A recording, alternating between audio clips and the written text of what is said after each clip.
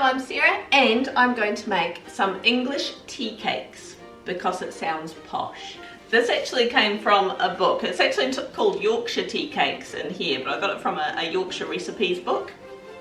I am actually from Yorkshire originally. Unlike my Yorkshire pudding video, I promise I won't sing in this one. I've been having to play around with this recipe a bit because the actual recipe in the book not only calls for fresh yeast, but everything is sort of in ounces. I'll actually put down below, I'll write down the recipe that I used and I'll write down the original recipe as well, in case you guys want to have a play with it as well. Now they use fresh yeast in the original recipe, which I don't have. I use baker's yeast. I got told that substituting fresh yeast for dried yeast, you need to divide it by 3. So I did that. I don't think it was quite enough. So this time I'm actually going to double what I put in last time. So bear with. If I'm releasing this video, it's because they turned out good. So, you know, trust me. Calls for half a pint of tepid milk. So I've just got 1 cup, which is about 250 ml. Half a pint is about 284 ml. So I may end up adding a little bit more, but that's the bit that you kind of just have to do by feel. So just for argument's sake, I'm just going to heat 1 cup of milk up. I'll just give it 1 minute in the microwave just to get it slightly warm. So just in a little pot. I forgot to press record on the camera, so you missed the action, but it wasn't that exciting. It was me putting 2 tablespoons of breadmakers yeast into a little pot, and I'm just going to put a tablespoon of that slightly warm milk in with that. Actually, I'm going to put 2 tablespoons in there. Just give that all a mix up just to get that yeast started. So give that a wee mix up and leave that to one side to start going frothy. Now into a bowl, I'm going to sift 3½ cups of strong flour, high grade flour. I have been told that sifting your flour actually makes a big difference to the bread. I'm not sure that it makes a huge difference, but it can't hurt. So we're going to put in 1 teaspoon of salt and 4 tablespoons of butter. Ideally it will be nice cold butter. Unfortunately someone left it out on the bench after having breakfast this morning, so this is slightly soft. I'm just going to rub that in with my fingers until it it doesn't so much go breadcrumby, but it just incorporates nicely, so there's no lumps. Yeah, that's looking pretty nice. And we're meant to put in 1 ounce of caster sugar, which give or take is 2 tablespoons, and 113 grams of currants. Now if you want, you can substitute raisins or sultanas, but this is, you know, this is the proper way of doing it. Also, the original recipe called for mixed peel, 2 ounces of chopped mixed peel. I'm not really into that, so I'm not putting that in. You can see the yeast has kind of started to go nice and frothy. So I'm going to make a well in this mixture. Tip the yeast in. It says enough of the milk to make a soft but not sticky bun. Now last time I put the whole lot in and it was pretty good. I think I ended up adding a little bit more. As I say, I'll probably need a little bit more than a cup of milk. Of course, the idea of making a well is that you mix it in the middle and then it slowly kind of incorporates around the sides. So I'm definitely going to need a little bit more milk there. Right, and when it gets to a certain point, of course, you go get messy with your fingers. It is just the way of things. If it's a bit on the dry and crumbly side, add a little bit more milk.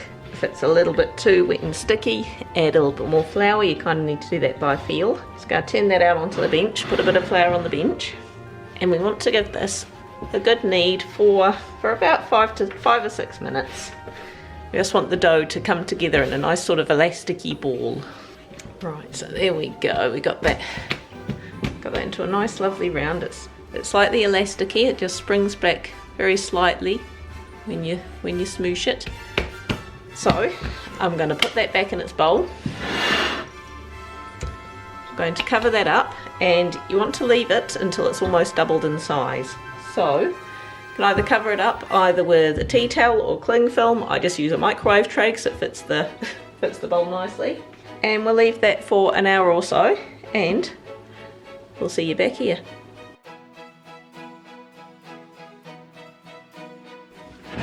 Okay, so that rose up pretty good. That took about an hour and a half. It'll depend a lot on the heat of your room. If you're in a cold room, one thing you can do to speed up it rising a little bit is actually put it on top of some boiling water, just on top of a wire rack, just so the heat comes up and surrounds it, so it just gets the dish nice and warm. So just a little trick there. Now we're going to turn this out, and we're going to divide it into about 8 parts. I have seen other recipes as well where you incorporate mixed spice or cinnamon or ginger, which I imagine would be really, really nice in these, but I'm just keeping this as per what it tells me. We're going to put these out onto 2 separate oven trays. So you want to flatten them out till they're about 4 to 6 inches in diameter. And we're going to leave them to rise again, so we'll put them on a tray, about 4 to a tray. Now I have seen some other recipes as well where they say to knead the dough and then add the currants in, and then just mix it enough to incorporate the currants. But I quite like keeping the currants in there because, I don't know if you can see, but it kind of breaks them up a little bit and they get even more scattered around. And I quite like that because the currants just add an absolutely brilliant flavour to this. Currants are a little bit more expensive than the likes of raisins or sultanas, but I think in this particular instance it is worth it. They've got a really good flavour to them. And again, we'll be leaving these in a warm place until they've risen for about an hour, and we'll see you back here again. So they've risen up a little bit. So next, put a bit of a milk glaze on top of there. So I've just got a little pot of milk and I'm just going to glaze them. Just gives them a nice sort of shiny coat. I'm just going to cook mine. You can cook both trays at the same time if you want, but because my oven is a bit uneven, it cooks the top before the bottom. So I'm just going to put my 2 trays in, one at a time, at 200 degrees Celsius. And I'm going to cook them for about 20 minutes each until they've just started to brown on top. Then we'll get to do a taste test. Right, look at those. Dun, dun, dun, dun. Now, because they are still extraordinarily hot, I'll leave them to cool down. And while I do, I've got to find a teacup to use. Normally I'd use like my big chicken mug, but it just doesn't, you know, we're having tea cakes, darling. Tea cakes. That calls for a dainty little one that I have to stick my little finger out when I'm drinking. In fact, you know what I'm going to do? I'm going to get a teacup out of our display cabinet. Like one that I've never even drunk out of before, it's just there for display. The one that I nearly just broke lifting it out. It's got a saucer with it. I think Clint got me a posh little set like 17 years ago. It was just before we got married. See, look, I'm already sticking the finger out. It's instinct. So this must be the right kind of cup. I'm going to be so posh. Let those cool down. Then I will toast them.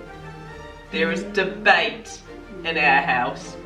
You can have yours untoasted if you want. Yay! There is debate. Traditionally, these are meant to be sliced in half and toasted with a liberal amount of butter. Goes lovely with a cup of tea. Clint, he likes his untoasted, just plain, as is. I just think it's just wrong. It's not nearly as posh, and I'm posh. Those are looking so yummy.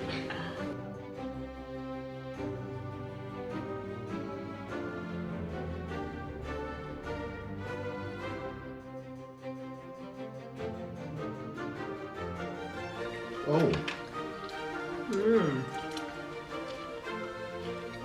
Getting a thumbs up from Sam. That is very nice. It is just slightly sweetness coming through. The currants are yummy. I can see why people like adding a bit of spice into there.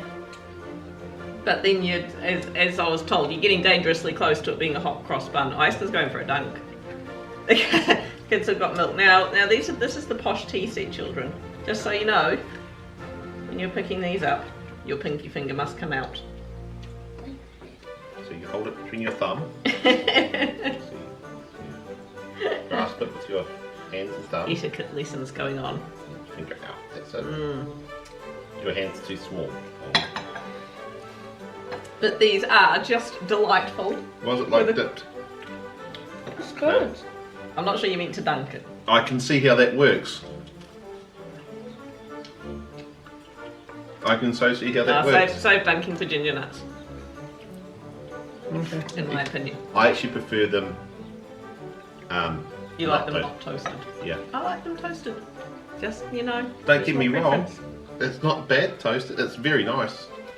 Especially with some nice. It is nice, as I say, with the just, you know, that little bit of sweetness. It's a bit more treaty than normal bread. You know, slathered in butter. The currants are yummy, aren't they?